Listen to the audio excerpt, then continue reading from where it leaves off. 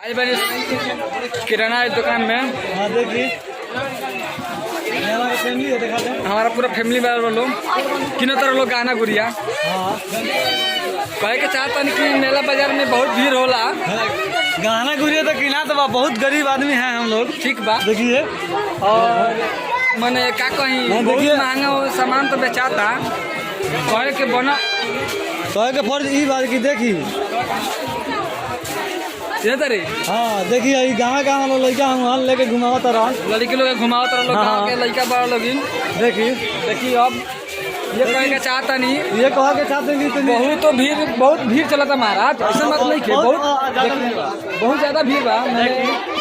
देखिए अब ये कहे के हम चाहता नहीं हाँ कि गाड़ी लेके आयल बनी हाँ और गाड़ी उन्हें लगे बनी पार्क में हाँ। जिसमें से 20-20 रुपया लागता दिया तो नहीं खे, तो वह कहे के चाहता नहीं पैसा कुछ डाल देती है में से। हाँ।